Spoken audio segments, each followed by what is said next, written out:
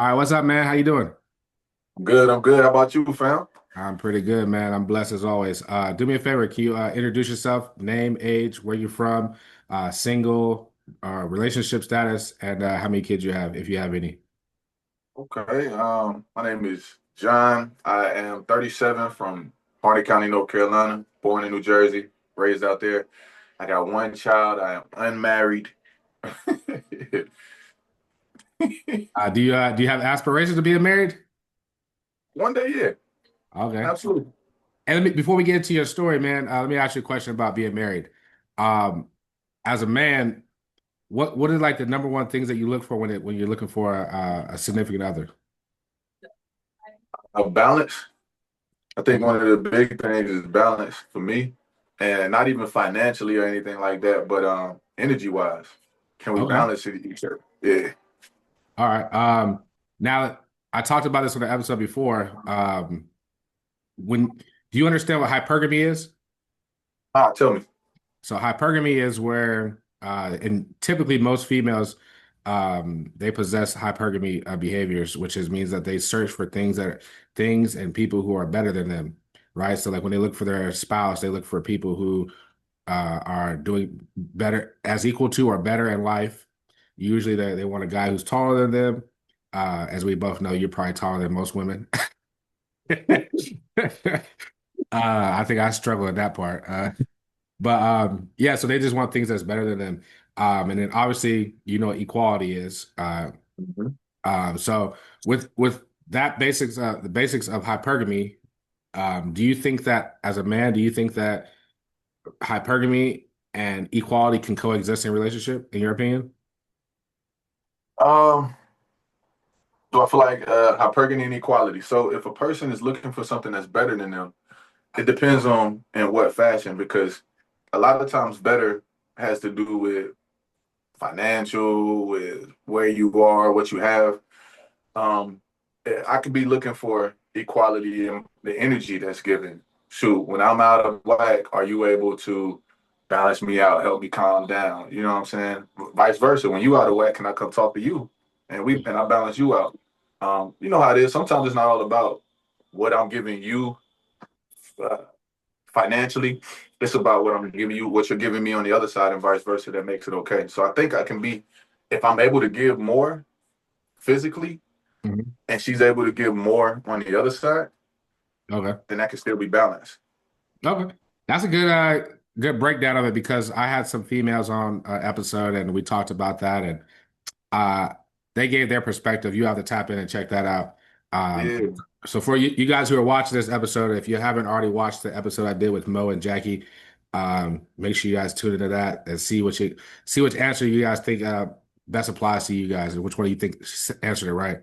My last question I have for you that's off topic that I like to ask people is in your opinion, which one matters more to you, love or loyalty, and why? the love and loyalty, and are either like the loyalty and respect questions are always weird for me. Because perspective and perception play such a big part in them. You know what I'm saying? So it depends on like how a person love. If your love, some people could love you. I got family members I love. I don't want to do nothing around them. I ain't loyal to the things they need from me because they like my love is all based on you being my family. Okay. You know what I'm saying? If we talking about, let's get specific, a relationship, somebody I'm with, somebody I want to be with.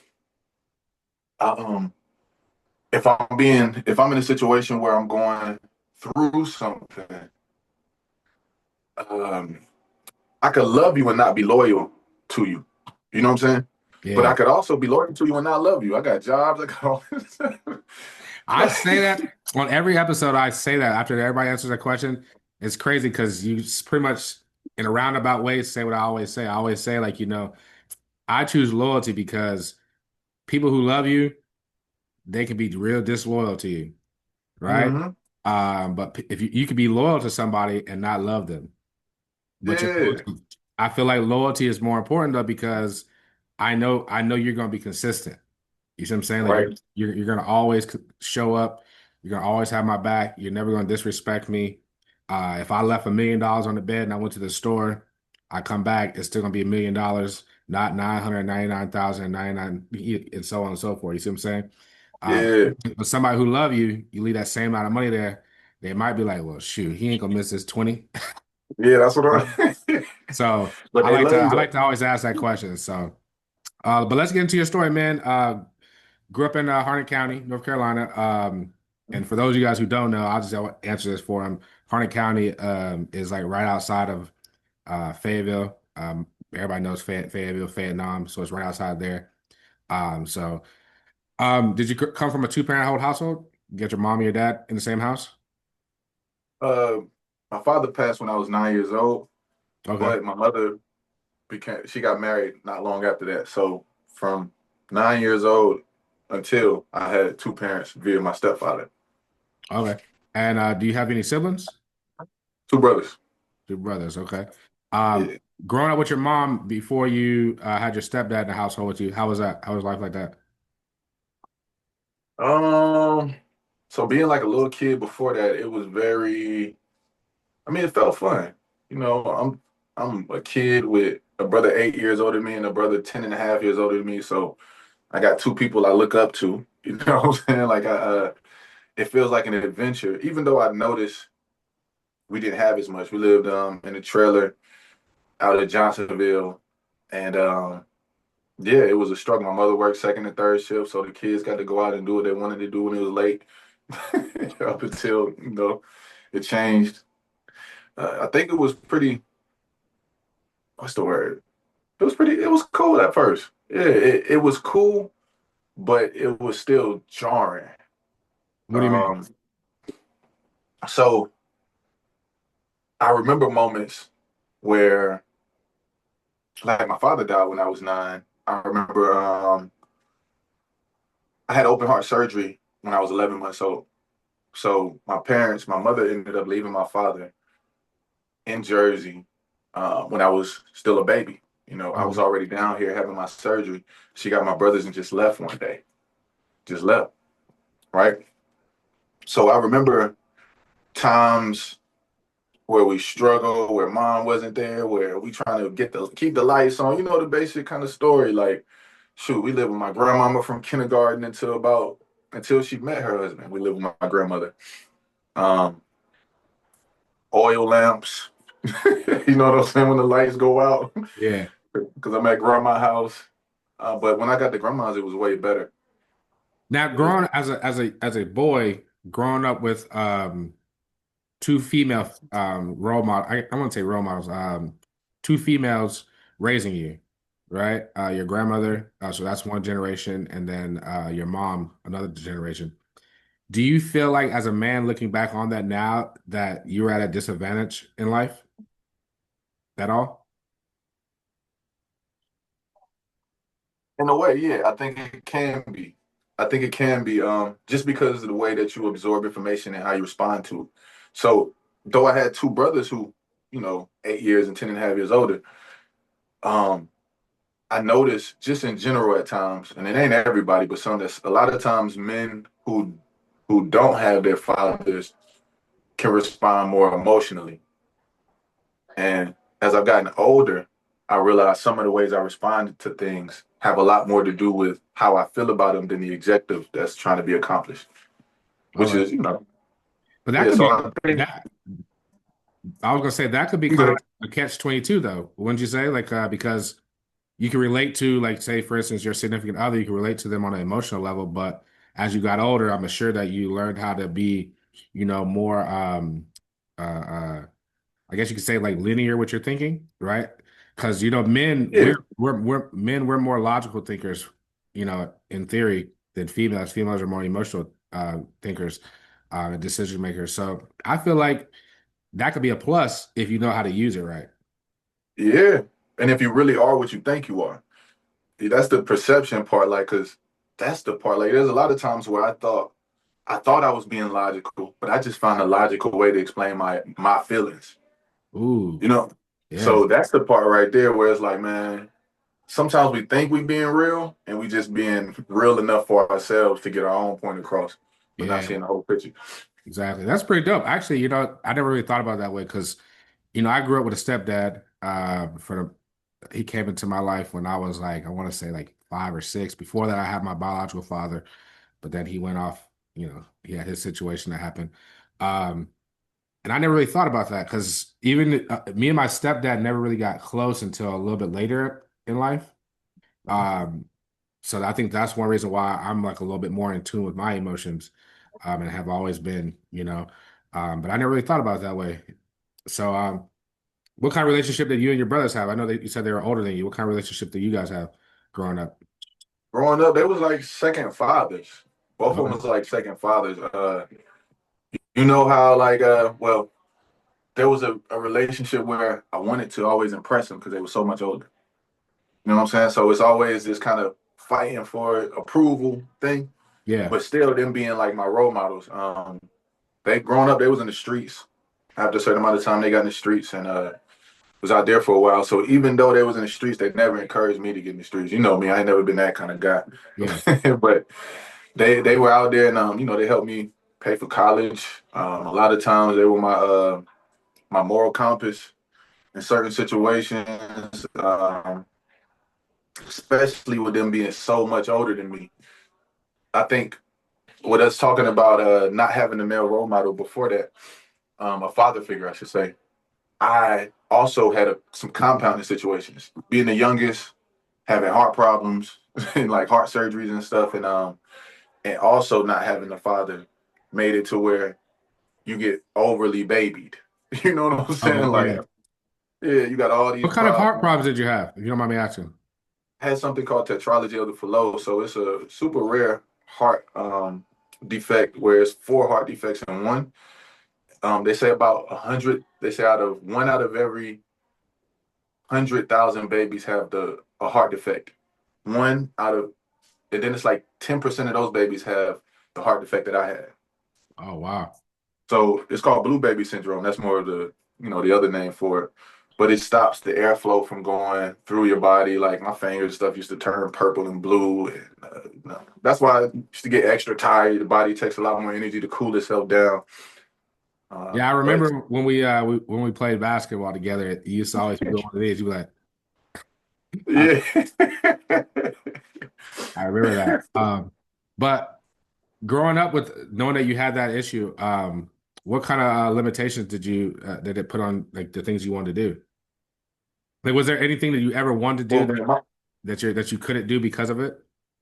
yeah, yeah. So no contact sports, no football, none of that. I couldn't. Oh, growing up, I couldn't eat leafy greens So because no generally collard I was greens. yeah, collard greens, turnip greens, the stuff that's supposed to be good for you. I couldn't eat them because they had me on blood thinners, but to keep stuff regulated. So leafy greens are natural blood thinners, Yeah. and they want to be able to measure it. So I couldn't eat like all the vegetables and stuff. Yeah, when my mama was at work third shift, though, we did whatever we wanted to do. Football, basketball, like my brothers was gonna punch me in the chest anyway. Like He said they wanted to he see, said we're when you preparing you when for you have life. brothers, yeah, they want to see you tough. Like they want to see you have some edge. And what my mother wanted was for me to be protected, and consistent protection over time doesn't prepare you for real life. That's true. Hey, you know what? That's a statement that you probably need to say more often because a lot of people don't understand that, especially a lot of these parents are like, with this new generation, what's it called? Gentle parenting. Uh, Yeah, they want to protect their kids. They don't want to chastise them. They don't want to, they want to just spoil them and be their best friend. But that's not preparing them for life because life is not going to do that to you. Life is like a roller coaster. So you did play sports though. When did you start playing basketball? first year I ever played was sixth grade. Couldn't play seventh grade, and then my first official school year was eighth grade. Why couldn't you play in seventh grade? Doctor wouldn't clear me. I played rec, and I didn't need a doctor to clear me that sixth grade year. Ah, okay. Yeah, but How was that? Was doctor that at Overhills High School? I mean, middle middle school. Overhills Middle rec School. was Western Hornet, sixth grade. Seventh grade was Over Hills Oh yeah, Middle. yeah, yeah. Yep, that's right. Um, so Was basketball the only sport you ever played? Like for a school? Yeah, for school track. You did track? Yeah, I did track. Yep. What did I you do at did track? Shot put? shot put, discus, high jump. Yeah, I can't Yeah. see you being a sprinter. Hey, I was the same weight back then. I was like 250, 240. But you're also like 6'6", right? 6'5", yeah. Okay. Um, Shout now out to all the real 6'6" people out there. how was middle school and high school for you? Like if you could describe, matter of fact, if you could describe middle school in one word, how would you describe it? I think middle school was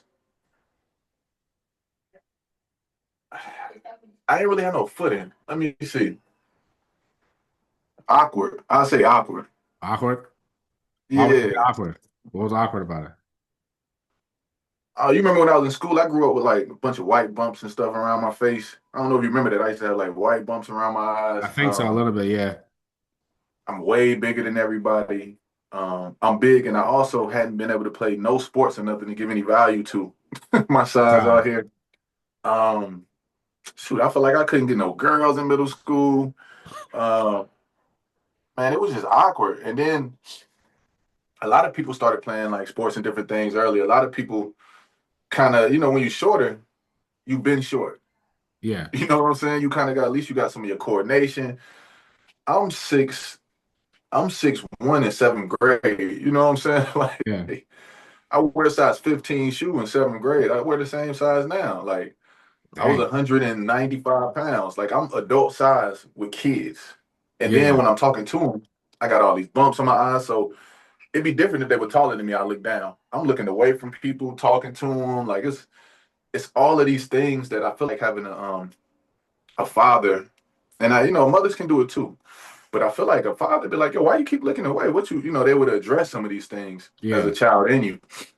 But for me, it was just a lot of trying to find my footing. You know what I'm saying? So as a kid going through all that stuff in middle school, how do you think that affected you, like, mentally? Bro, I think I had scapegoats. My go-to became like, you got fight or flight, freeze, Yeah. fight or flight. My flight was being funny. So if Okay. something was uncomfortable, if something was too serious, whatever it was to make me feel out of place, I was gonna joke. So I became a class clown. Just joke, joke, joke. But that was my flight. Okay. Would you say that things got better for you in high school? I would say it felt a little better because I felt like I had something that was mine. Like I play ball. Yeah. Oh, yeah, I play basketball. I'm starting to look a little different. I'm getting older, like, hey, when I first got there, one of the girls that played for the basketball team, shout out the girls basketball team, we playing in PE. She say to me, "Oh, you about to be," and you'll know what this mean. Everybody want you about to be BG Junior. I looked at her. I said, "BG Junior." I said, "I'm nothing like him." You know what I'm saying? Like, but shout out to him who he doing amazing in life. He doing great. You know what I mean? But this is what she I said think to me I though. think, hey, not to cut you off, man. I kind of feel like I remember you talking about that. Uh, Yeah. BG. Yeah, big shout out BG if if he ever watches this. Um, so in high school, what would you say like what was a turning point for you where things turned around, your confidence started to come up? Maybe when I made varsity, my freshman year, I got to play a lot of varsity along with freshman and JV. Um, and I had only been playing since eighth grade. Like, Yeah. so it felt like a large leap as far as basketball. They told me I tried out in seventh grade, but they wouldn't take me because my blood pressure was too high. Okay. So the next year, doing the little physical. So they told me from seventh grade to eighth grade, it was like I had some type of special training or something. We just hooped all summer, Yeah. but it was the confidence in that. It's just, oh, I got something I can say I do. Okay. And then we ain't gotta mention who it was, but I know like in high school, like you had a girlfriend. Um, Mhm. and you mentioned earlier about you couldn't get girls. So being able to play basketball and play at a high level on varsity, and well, really kind of doing what the rest of us couldn't do. Which I mean, for me, I played freshman and JV, but you played at the next level of varsity, and then now you have um, a girlfriend, and then you're the funny kid, all that kind of stuff. And we're gonna tap on this later, but I also know that you're a rapper. Or Hmm. I like to say a musician. I don't like to use the word rapper because that just kind of like puts you in a bubble. Um, Yeah. but you're a musician, and I could back then you remember we used to do the Shibuya on the bus, Hmm. and I would it would always come to me, and that's not my forte. And Yeah. I couldn't duck the fade, so I had to do it. And y'all would always clown me for it. Uh, y'all clown me for a lot of different reasons. Small foot, uh, Oh, you had real little feet. Yeah. still do. If I ain't grew yet. I still wear the We same. wish we had them now, though, fam. No, I still got it. My foot hasn't grown since what, eighth grade? I still wear a size 7. Yeah. Um, but with all that going on, do you think that your fight or flight changed? Like you wasn't so much of a clown, or that was just Nah, the game? I think it got worse. Um, I think it got worse because now I had something to protect and I didn't have emotional intelligence. So sometimes, people would just be talking to me, trying to tell me something real. And if I don't understand what's happening, I'm attacking. I feel like I didn't have that. I feel like growing up, I didn't have that understanding of knowing when to stop. Okay. Um, that's why sometimes when things would get rolling and I was joking on people, I would go, go, go, go. Yeah. Because I felt like I had opportunities to be and shine. And when I'm in it, I don't want to let go of it. Like I'm just going. On Yeah. top of that, my brother's been joking. We've been talking about each other since I was a little kid. We would talk about each other, mama. Like we joning. And we sitting on the steps in Jersey. I got vivid memories of just talking back and shooting shots back and forth at each other. So But normally I don't. as a man, and or boys, that's just kind of like, our personality. Like, if you can't handle the jokes that you kind of like consider soft, you need to toughen up a little bit. Like it's just jokes. Like, but do you think that as a man, we'll get back to high school, but do you think as a man that you still have that same personality, or do you think that you've developed your emotional intelligence more to where you can handle situations on a more serious level without having to turn to joking all the time? Yeah, I got more stuff to stand on now as a man. Even though there's still things I'm working on. Yeah, I don't have to necessarily. I barely ever joke with people like that now. It had a lot to do with moving to Atlanta and having no comfort system around there when I first got there. Okay. Like the We'll way get to I that here. joke, We'll get to that here in a minute. So yeah, back in high school, real quick. Do you feel like having a girlfriend, playing sports, and just balancing like school? Do you feel like that was like too tough and too much of a demand as a man or young man? nah, I think what was more of a demand was trying to navigate the social networks than it was just balancing school, girlfriend, and sports. Like your hierarchy, depending on what room you was in, felt at question a lot. You know what I'm saying? Yeah. Okay. And I then could be real cool when I'm sitting with you and Carlton, but as you said soon as what I now? jump in this room and it's a few seniors over here, I said I could be real cool when I'm sitting with like you, Carlton, and the other freshmen. As soon as I jump over here and it's a few seniors who might be better than me in basketball or better than me here or whatever, funnier than me, then it's like, oh, where do I stand? Do you feel like so like when like you're a freshman and you kind of go through like that like freshman hazing, I guess you could say. They don't really call that, but you're the freshman, so like all the upperclassmen like they kind of like joke on you. Do you feel like when you became the upperclassman that you kept that stigma going, or you kind of like try to change the narrative and try to be more accepting and encouraging to the freshmen? In your opinion? I feel like I did both. I feel like I wasn't I wasn't the quintessential, like I wasn't like what it was when I was at Western Hornet, the seniors. But I can't really say because this is something people made me aware of. When you just super big and you talking to people who literally just came from middle school, stuff feel different. You Yeah. know what I'm saying? Like it feels like I don't have the ability to say what I want. This person is huge. This person, I don't know what they're gonna do.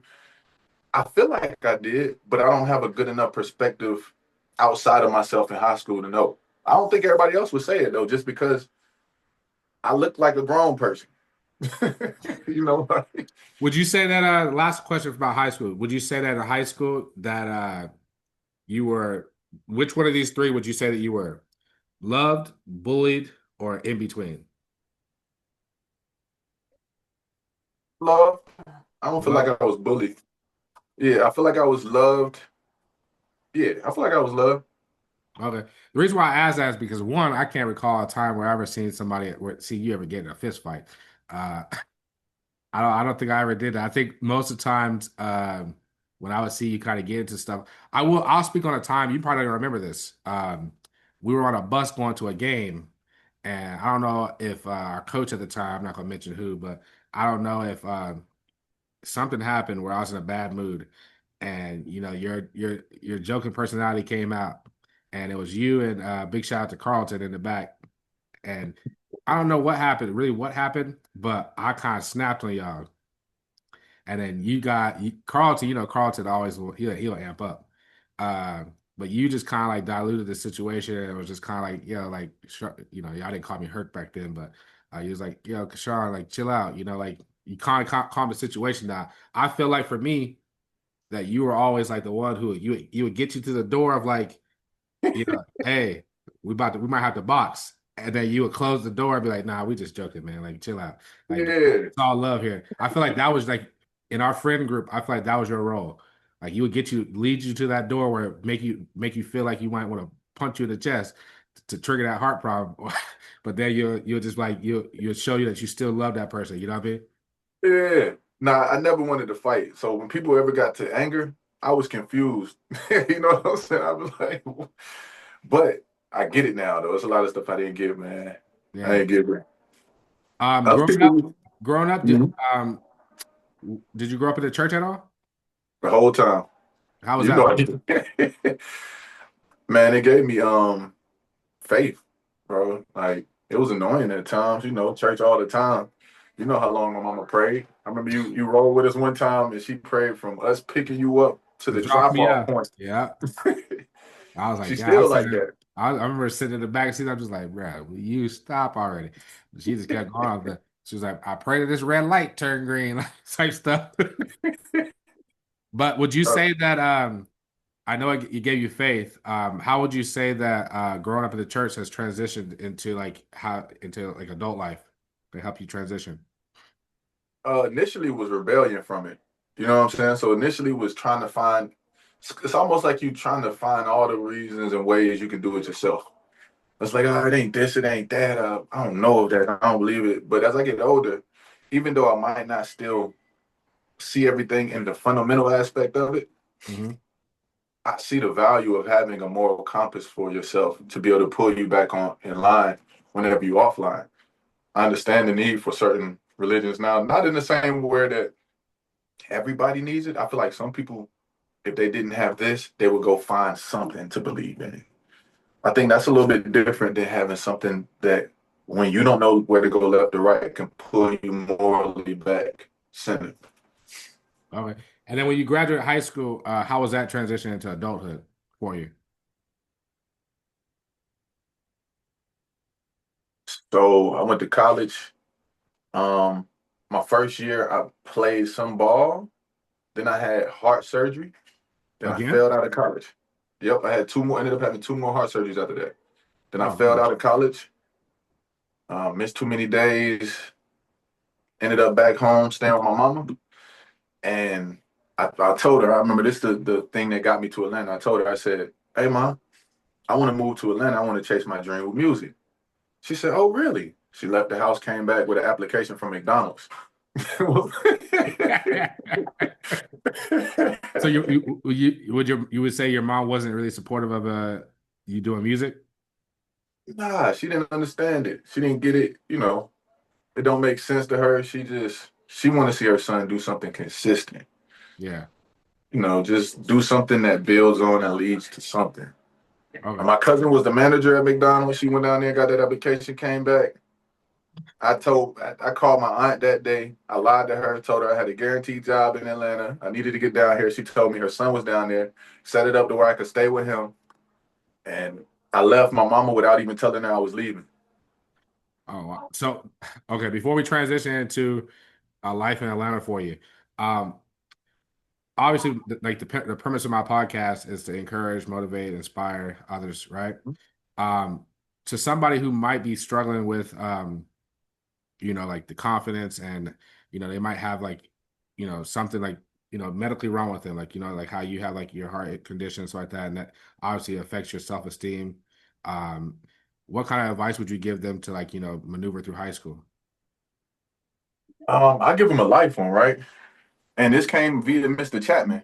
I don't know if you remember eighth grade. You played eighth grade with us. I don't know if you remember eighth grade practice one time we had where he was going down the line and he was like, if you got an ankle injury, go to the doctor, get a note. If you got a leg injury, go to the doctor. He got to me. He was like, if you need a heart, go see the wizard. This is what he said to me because before this point, if anything was ever going on with me, oh, coach, my heart.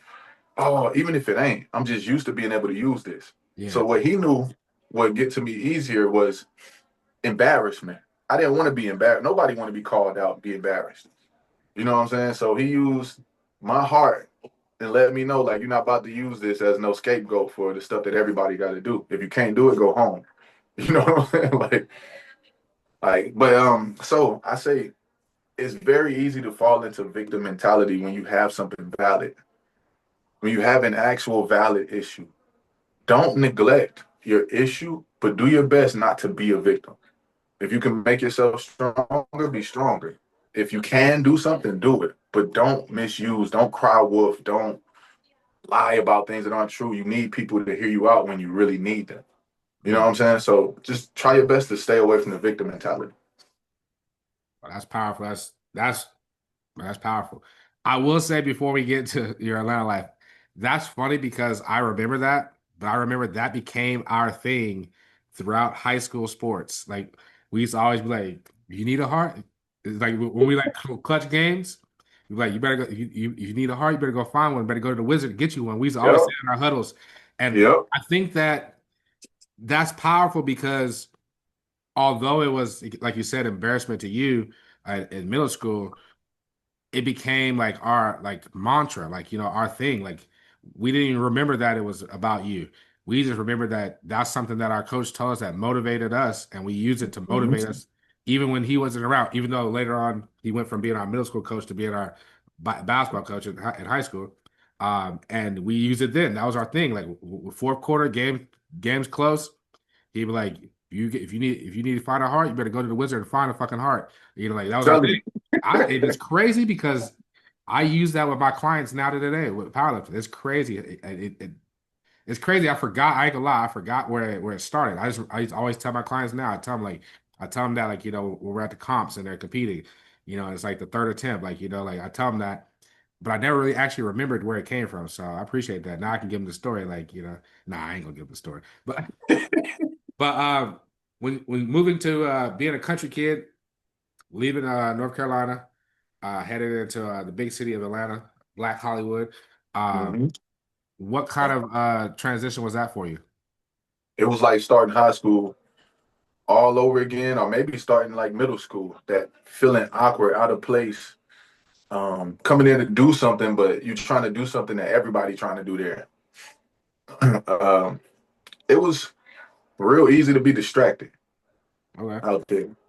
Real easy because, being 21, 22 when I got out there, the ratio for men to women is 15 to 1, or women to men is 15 to 1. dang, I didn't know that. It was crazy. It was Did crazy. you like Atlanta more than you liked living in North Carolina? Not hindsight, but as a kid leaving the country and then going to be around all these things that I seen, yeah, I thought it was more exciting. I ain't know nobody, and that feeling started to echo like life, where you got these lifetime friends you left back, and then everybody you meet here is kind of like a new person. Yeah. So you get to be who you want to be. You know, if you want to act like you was this and you wasn't, you could if you wanted to. But it's an emptiness in it too. Would you say that if you had to do things differently, like with your music career, would you say that you would have stayed and pursued it in North Carolina versus going to Atlanta? Or you think No. Atlanta was more beneficial? That move was more beneficial for you. Yeah, yeah, I learned more. I learned so much more about it. I got to see so much more. But just being at a place like if I talk about the job I worked at when I was down there, I worked at the Apple store. I met Stevie Wonder, Ice Cube, Shaq, Rudy Huxtable, Tiana Taylor, like Andre 3000, T.I., Big Boy, like the list go on of people you just run into in Atlanta. You know Yeah. what I'm saying? Then I was working out of a studio where you remember the song Racks on Racks on Racks? Yep. So they were doing that song when I got there. Racks on Racks on Racks. They were Future, recording it. they were pushing that song when I got there. Oh, okay. They were doing all the marketing for it and everything. And it was literally the people who the artist was YC. So the people who were managing him owned the studio that I was working out of. And they had their label based out of that studio. So I'm seeing everybody from Future, of course, because he was on that song before all them my real big to Young Thug before he blow up, Rich Homie Quans, your Kevin Gates, like all these people who are about to become people, the Migos. Um, Funny story, when that label, when the label did start to take me serious, because they didn't at first, they um they brought me in this meeting, and it was like, hey man, you the hip hop rapper, we want to do a group, and they had me, Johnny Cinco, and the guys from the Migos, but not Offset, just the two, Takeoff and Quavo. Quavo in there, and but I have no clue who these people are. You know what I'm saying? I'm like, y'all got me with some random people. I'm not about to do this. Like, So no clue who they are. wait. So they were going to make a group with all like four or five of you? This ain't even you. So the hierarchy of like in labels, right? You got people who really move stuff, and then you got people who just trying to find a way to make stuff make sense. This was one of the people just trying to find a way to make stuff make sense. So he pulling together people he know that he think is talented, but we all looking at each other.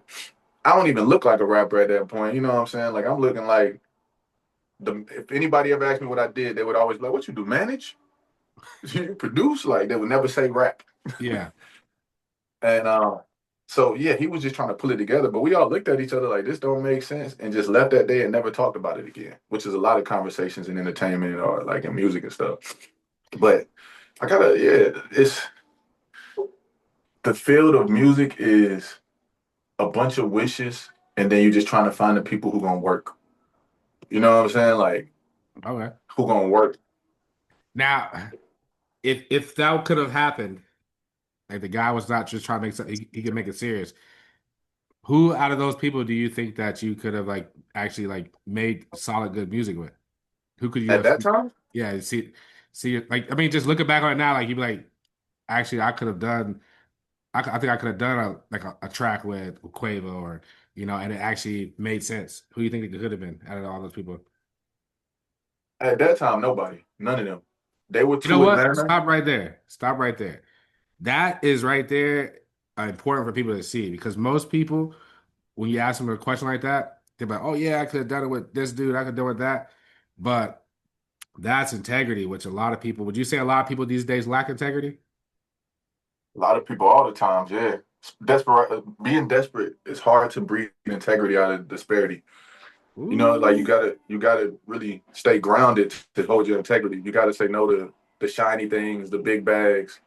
You know, yeah. like Well, I just want to stop you right there because, like I said, man, a lot of times when, opportunities arise and they fall through, or like you kind of like you say like, oh, I was in the vicinity with this person, and then you ask like a question like I just asked you, they'll be like I said, they'll be like, oh yeah, me and Quavo, we would have made a dope song. Like I could have probably been in that group, da da da da. And the whole time, no, maybe your skills were up to par. Maybe that's why it didn't work out. But not for most people, that. huh? Said they weren't, and it's not even about skill. We just were so different. This is before they was just Versace. You remember that? This before that. So I don't even like. And me at that time, I was super hip hop at that time. Okay. Like super. I didn't smoke or drink or anything. I still don't drink, but I was in a box mentally where rap had to be this. If it wasn't this, I was looking at it like it was garbage. You know what I'm saying? Like I was just too blinded to what I looked like, to the things that I didn't understand. So somebody who is super hip hop, what do you think about hip hop today? Um, I think it's good. Yeah, I think we have what's it called? A cyclical, where things just keep going circles. I Mhm. think we're just in the generation of evolution. And I think when it's evolution, all that is are the new people breaking all the rules that all the old people like set and made standards. That's why when we was young, the old people was like, man, what is this hippity hop nonsense? Da, da, da. Turn the radio to some real music. Yeah. And we You know, like, we don't it's hear funny that. you say that because I remember that, like, like our parents and like our uncles and stuff like that, they would talk about our music, like, like the 50 Cents and stuff like that. They would talk about it and say like this ain't no real music. Like they'll turn on like Eric B and Rakim or like, Hmm. Tupac or something like that. And then now that we're, mid-30s, pushing knocking on 40's door, we're looking at these new music and we're like, yo, a trippy who? And we're like this mumble rap, like they're not talking about nothing but robbing and killing and all this other stuff. But Yeah. if you look, what's really crazy is I feel like this. If you look at the way society is, it kind of matches the music. Look back when Hmm. we were in school, like people were fighting and everybody was all about fashion and all about like, and that's what they rapped about. Like, like they rapped about Hmm. their clothes, their shoes, their cars, all that kind of stuff. That's what we were Hmm. into. Nowadays, if you look at, and you can blame it on hip hop if you want to, but I feel like hip hop is just a reflection of the world that they live in, and now it's a Yeah. world where people are just there's a lot. I feel like there's a lot more just outlandish and just right in your face like crimes, like like robberies, murders, drug usage. I mean, I feel like there's not a city in the U.S. that don't got a fentanyl problem, and that's what the music is about. It's about, popping perkies and, what was that line Kodak said? He said, I popped a fake pill. Uh, Say the pill fake, but I still took it because I'm a gremlin. yeah, that one, you know what I mean? Like we would have never, back in the day, we would have been like, wait, what?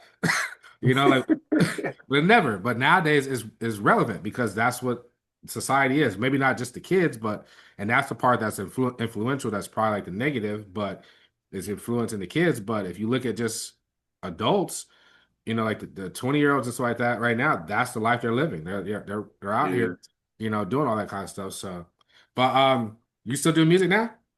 Yeah, man. It's mute. This is the dope part of that. So this is why I don't have many regrets about music. I realized over all these years, music has been the only form of therapy that I've ever had. So, and that's been the good thing about my music not being something where I just want to talk about, like, it's just entertain. It's always been a place that I could always go to for how I was really feeling. Okay. So it's been my only form of therapy my It's like a entire way for you life. to release. Yep. Yep. Right. You know, Now I you know that can't. you said that you've been to therapy. How is therapy for you? I just started therapy this year. Okay. Um, it's been good, man. I had a lot of stuff happen. My brother passed, cousin passed, my homie Rashad passed, or our homie. Um, and it's been just it had been a crazy year. And sometimes it takes everything that you feel is just there and set to shift for you to realize that you got some stuff going on that you need to get looked at to get fixed. You got some work to do. But like, let's say when my cousin died, I went to North Carolina. I go to her funeral on the 5th. Um, the day later is the 6th, and my brother has me in the studio at his house with my equipment, recording with all the people who he was out here doing what he do with. And one of the people he had me recording with, as I'm getting on the plane the next day, one of the people he had me recording with kills him while I'm flying back to California. Killed your brother? Yeah. It was his best friend's son. Oh my God, man. I'm sorry for your loss, man. I never knew that. I never knew that story. I remember hearing about the loss of your brother, but I never knew. That's crazy. So before we get into that, when it comes to therapy, what process did you have to take to kind of get into therapy? Like to get a therapist? Would you say that you just hired your first therapist, or did you have to like go through a whole shop through some? Man, to be honest, it took a year, almost a year of freezing. The depths. Like I froze, like literally stopped. I don't even know how I was in California for a year. Without I stopped. My job burned down not long after he died, and I was able to get unemployment, and I just froze, sat there like, and it took me wanting to not sit here anymore. You know what I'm saying? It took me wanting to not sit in my mess to really take time to say, all right, now my job is gone. Now I'm gonna go over here and apply for Medicaid and see if they can help me because I haven't worked in months, and see if they can help me get some health insurance. Oh, y'all cover therapy? I definitely need that. And it just took being down for a while. I heard a pastor say one time, he said, if you keep falling, next time you fall, sit there for a minute so you can kind of look at stuff and see what's going on. Like, because What got you there? yeah, maybe you just rushing it over and over again. Do And I you had think that to, a little bit of time that you've been in therapy, do you think that it's kind of like, is been really productive? so I got back to North Carolina. It's been real productive. I talked to her, let her know about the things I was going through.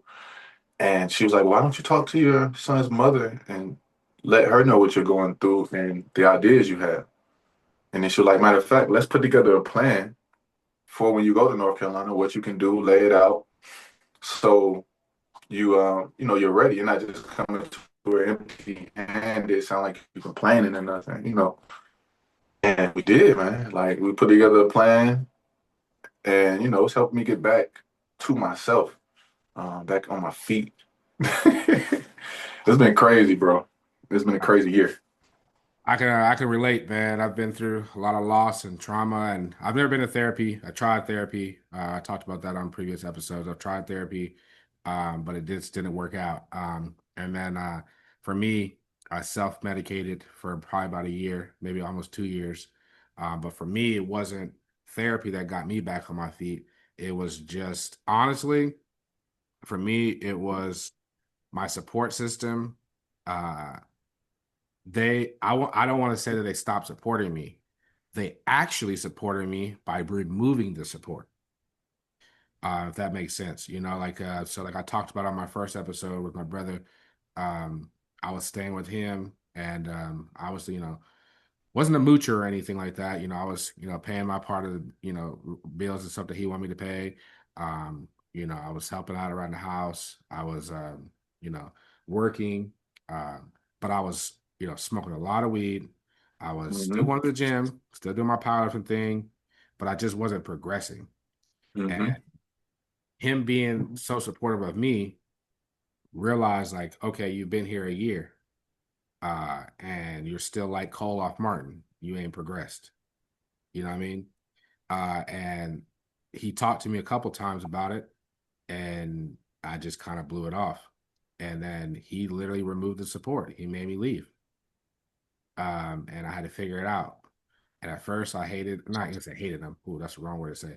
At first, I was upset with him because of it, and I thought that he turned on me and that he Hmm. was being like the rest of the people, who actually really did turn on me. And then when you know, I like to say when God opened my eyes, took the blinds off, and made me face reality, which because He gave me a female um, to be a rock for me, and God helped guide me and ground me. Um, at that moment, I realized I stopped smoking weed. I faced my problems, and I realized my brother was actually doing the best thing that he could have ever done for me. If he would have kept allowing me to be there, I'd probably still be there and won't have the things that I have now. I won't be the man that I am right here talking to you today. So, um, what's one thing that you take away from therapy so far, like that you could share with us? Um, from therapy. Uh, See, the only thing that is good about therapy to me is um you get an opportunity to not just have stuff cycle through your mind. Now, if you enjoy that experience, like it's not me just pondering on it. Therapists ain't there to tell me or fix no problems. A lot of time, they just there to let you get things out, Yeah. and it's not somebody from to somebody who's not biased. You know what I'm saying? So I think the one thing I've learned about therapy, or the one point I could give, is just be clear on what you're actually looking for. Like when you go to a therapist, if you're looking for somebody to diagnose you, if you're looking for somebody to tell you what's going on, if you expecting somebody to fix the problem, you still gonna have to do the work. Like I'm gonna still have to do everything, but the best thing for me is just been being able to get stuff out, like talk to somebody, and they tell me, they won't tell me. She won't say I'm crazy because she gotta keep her ethics. But I did have her say one time, she was like, "Oh, when I first saw you, you were just pitiful. You're doing so good now." Would you say as a man, that it was kind of like a maybe like an ego buster, or like, like it took you to lay your ego down to go to therapy? Um, I don't think it was an ego thing. I think I think it was just more of a slowing down. Like I never really like I talk more than we talk more than I do at times. You know what I'm saying? Okay. So it's like I've been talking about therapy for years. I've been wanting to go for years, but I couldn't even tell you how to get started. I'm just thinking you gotta have the money and go up there and do it. You know what I'm saying? Yeah. But something you said though about your brother reminded me of something that my mother told me when I was in Atlanta, and she told me everybody that um, help you ain't your friend, and everybody that hurt you ain't your enemy.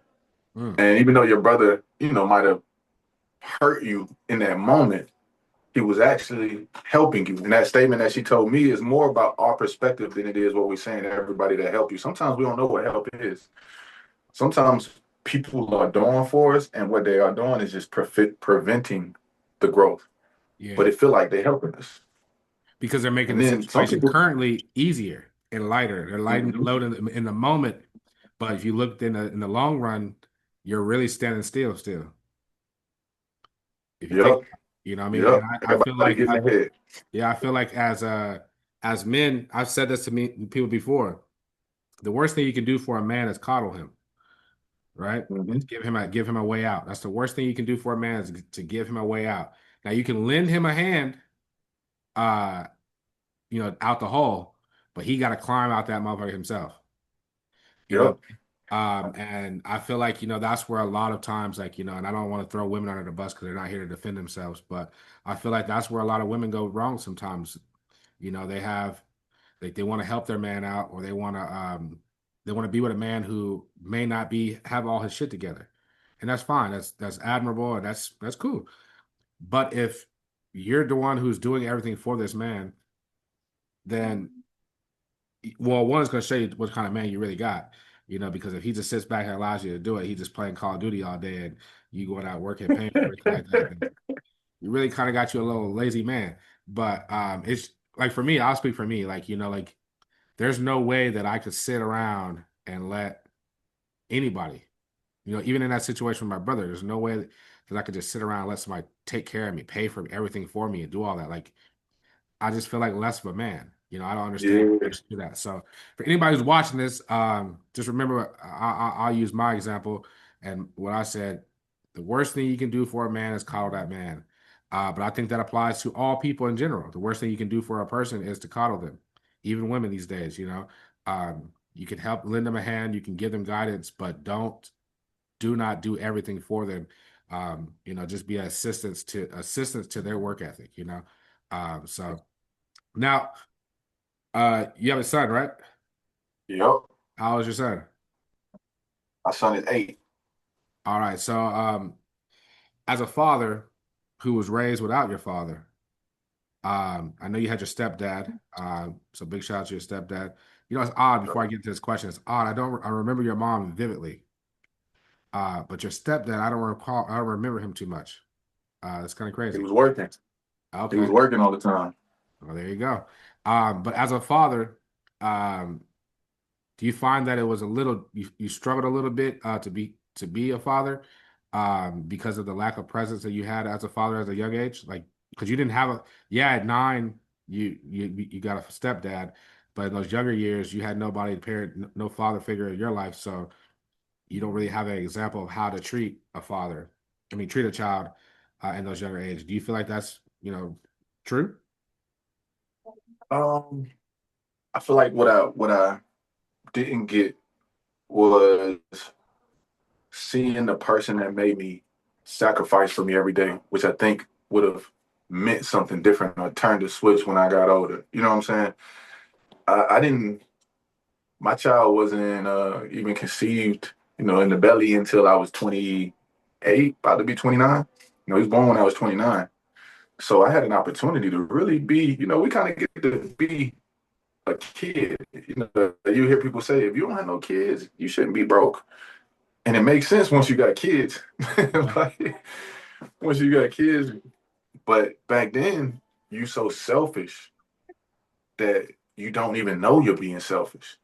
So I think what it was in the beginning was I was here with my son's mother. We weren't together. She told me she was going to be pregnant. I dropped everything I was doing and started trying to be a version of a person that I wasn't. Mm, Um, but at the same time, she telling me stuff like, "Yeah, you need to get a job. You need to do this," and I'm like, "You don't believe in me."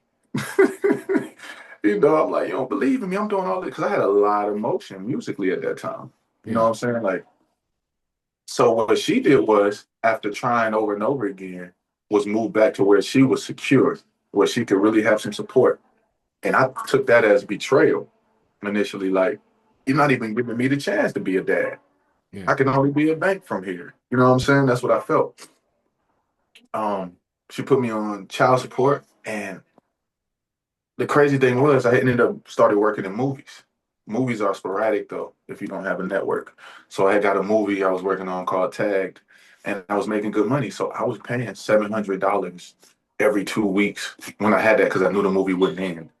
And she put me on child support anyway, and I was like, "What in the world? See, it's all about the money."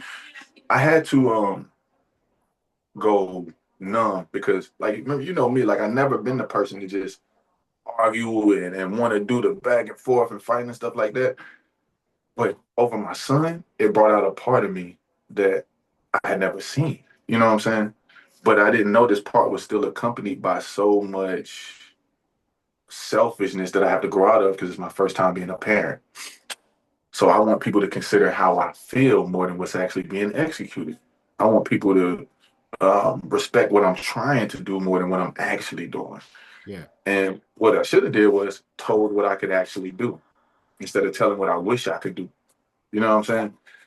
So I had to being a father though, that's something that I wanted more than anything. So when she moved to California, my plan at that, like I started going through depression. In Atlanta, the music, the stuff that used to satisfy all this stuff, it wasn't enough anymore. It felt like I was just going through the motions.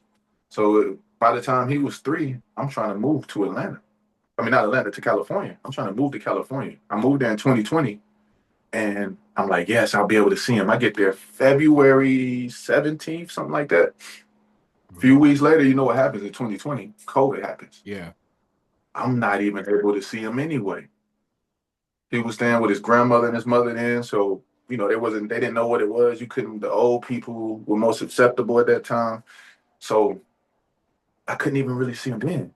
And then it just turned to like I couldn't work, distractions during COVID. I ended up back in Atlanta because I couldn't afford this stuff. I got there, work was gone, nothing was happening. I'm in a place that costs $3,200 a month. I go right back to Atlanta. Um, and at that point, I started saving up, trying to get back to California. And I moved out to California in 2022 of August. But I've been depressed all of these years. I've been living on survival mode. I've been doing the most to get the bare minimum instead of just locking in on something. Like she was trying to show me earlier, my son's mother. She's married now with kids, great dude she with. To speed this part up, kind of, I feel like my son's mom,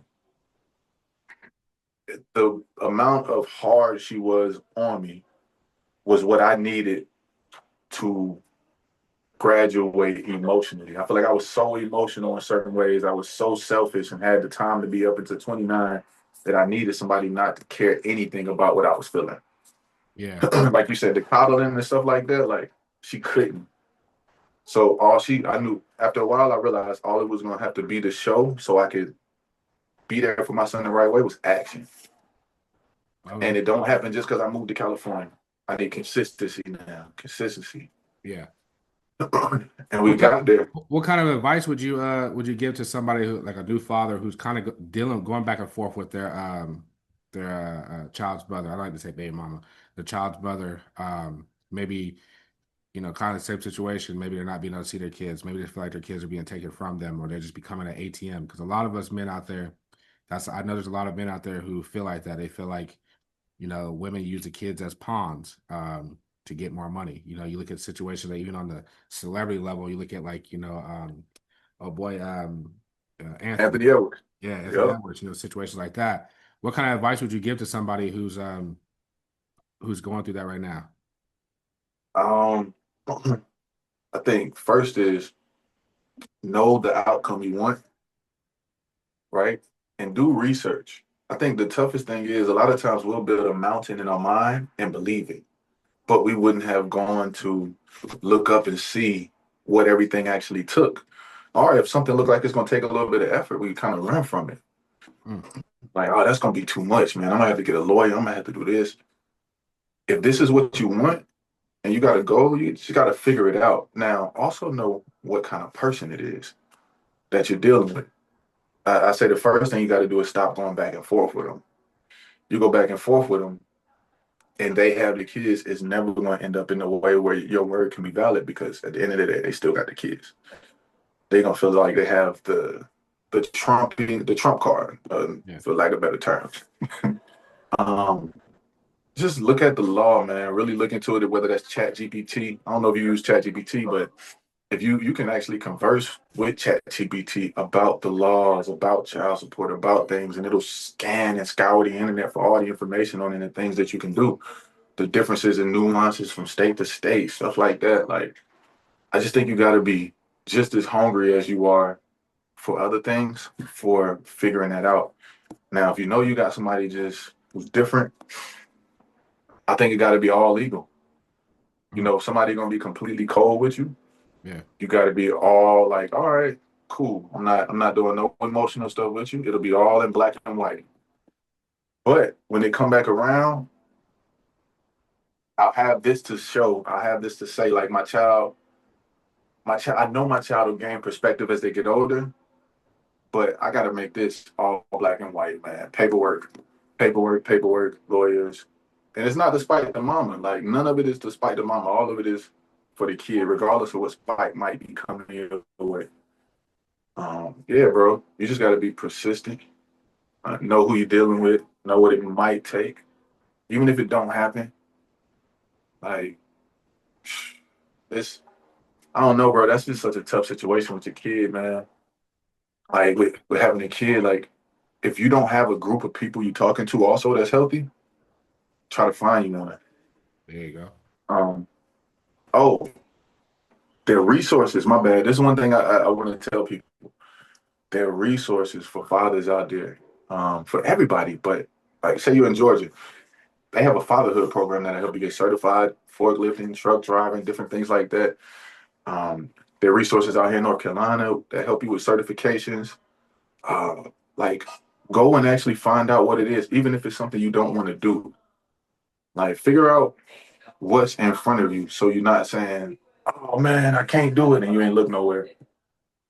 Okay. Um, so look, kind of like get near our closing real quick. Um, Obviously, I know you said that you've never, battled with like suicidal thoughts, never had the desire to, unalive yourself. Coming from somebody who grew up with without your father, your actual, biological father in your life. You didn't have a he passed away. You lost your brother who was like a father figure to you, in a really bad way. You went through your child situation. You moved from state to state. You went through like a 2-year depression, right? And you still never had those kind of thoughts, right? What kind of mindset did you have to possess, like how is that possible, for you not to get to a state like that, in your opinion? Um, so the closest I ever got to a thing like that was saying I never wanted to unalive myself, but was just saying, man, right now I don't want to be here. You know what I'm saying? Like, what do I need to do? What? And I think, look, I think honestly, man, seeing years and years of my mama praying and hearing it kind of got embedded in me to where I'm more so asking for answers than I am like just weighing too, like saying too much about not like the thing I don't like about where I am or how I am. No, I can get really down on myself. I can get stuck. I might not want nobody to try to pick me up sometimes. You know what I'm saying? But um, I think the faith that I seen her have and the people that have been there for me make me just look at it different, bro. Like my grandmother, my grandmother, the person who told me, baby, if you want to, she called rap and singing, baby, if you want to sing, go all over this world. Um, I think about people like that. I think about not having a dad. I'm a year away from the age my father was when he died. And I was the same age he was when he had me, when I had my son. So the age 38 has been a year of a lot of fear for me my entire life. You know what I'm saying? And now I'm getting to the point to where I'm not worried about 38. I'm more so just planning. You know what I'm saying? Okay. Not I living, think, not more or less living in fear. yeah, yeah. I think the victim mentality, bro. I think it's such a tough thing to identify because a lot of times the things are valid. Yeah. So a lot of times when I smoked, when I went to women, when I did all of these, when I was joking on people, I was truly running away from being confrontational a lot of times when I was joking or from learning what, like even when you said I would joke right up to the brink, that's when people learn the rules of engagement. When you don't get to just do all of that and then leave, you know what I'm saying? Like, but that's my run. Like that's how Yeah. I run. So it's really learning to look in the mirror, even when I want to run, and try to find some light. Mm. Like try to find a piece of light somewhere in there. It's something. If you look hard enough, maybe if you step away for 10, 15, 20 minutes, come back, you'll find something. But it's about wanting to find that light though in that moment. Oh my God. All right, look, man, before we get out of here, what kind of advice would you give somebody who's battling with some wanting to unlock themselves, battling with self-worth, especially to the men out there? What kind of advice would you give them? I think the best thing we could do for ourselves is build ourselves up, whether that's knowledge, whether that's slow down a little bit and take a little time to find something, a trade, information on health. Like if you don't want to go to a therapist, get yourself shadow work journal. You ever heard of shadow work? Yeah. My mom just Yep. Get just yourself a acquired shadow. one. Get a shadow work journal. All it is a book with a series of prompts that will basically help you kind of go through your own self therapy. It'll ask you specific questions. Like I remember one asked me, "In what roles in my life am I playing small? I'm not giving my Mm. best." And that's a question when you hear, you like, oh, it's you right underneath the prompts. Get yourself a shadow work journal. Shoot, find things. When you were young, you would go play ball. Maybe it's golf. You know what I'm saying? Shoot, 4 years ago, I bought a yo-yo trying to find happiness. What used to make me happy when I was a kid? I ordered a yo-yo, started yo-yo. Like, but it's see your kids. What can you do with them? Like, you gotta find things that will help balance you. You gotta make time for self-care. and then you got to make time for things that build up your self pride. You know what I'm saying? Like, but oh, and get out of the environments where people are constantly beating down on you, like saying this to you negative, even if they don't mean to. Stop watching all the stuff that is Diddy this or blah blah that or Trump this, and focus in on the things that's gonna build you up and build your energy and spirit up. So when you walk out, you know you done had a whole wealth of information fed into you, and what they say or he say, it's gonna take a lot for them to get to you. Oh man, that's powerful, man. I like the perspective that you and the avenue you took it in. You know, a lot of people come on the show and ask that question to everybody, and they always go with the whole and it's good advice. They say like talk to somebody, have a support system. But I like the way that you took it and you said find a way that you can help you. You see what I'm saying? Yeah, Because a lot of times we look for help with our handout versus looking through with help through the mirror. yep, So yep. man, I appreciate you coming on, man, and sharing your story with us. Obviously, man, we just nicked at the tip of the iceberg. I know there's a lot more to get into. What do you think about the podcast? I think it's dope, bro. I think it's important. Um, Hey man, I'm proud of you. For Appreciate that, real, man. bro. I'm proud of you just for like I said to you the other day, man, for saying that was something you wanted to do and doing it. You know, we do a lot of talking out here as people, man. So action is something that we can all look at and say, I see you. I see you, bro. So keep going, bro. If I see you less, I think you're working more. Like I appreciate I that, think it's brother. fire, man. Would you come back and do it? Yeah. Okay. Yeah, bro. Set me up. All right, man. We're gonna have to do that, man. But look, man, in my closing, I just like to always make sure all you guys who are watching this, if you haven't already, go ahead and like, subscribe to the channel. Hit that like button on Instagram. Follow us on Instagram at Minor Emotions underscore VDP. Find us on TikTok at Minor Emotions the podcast. And if you like to come on and be vulnerable and like John here and share your story and be a light to others, shoot me an email to Minor Emotions the podcast at gmail.com. And you guys go ahead and drop a heart in the comments if you guys like this episode, and y'all be blessed. And like John said, find an outlet, find a way to support yourself. And we out of here, man. Peace. Peace.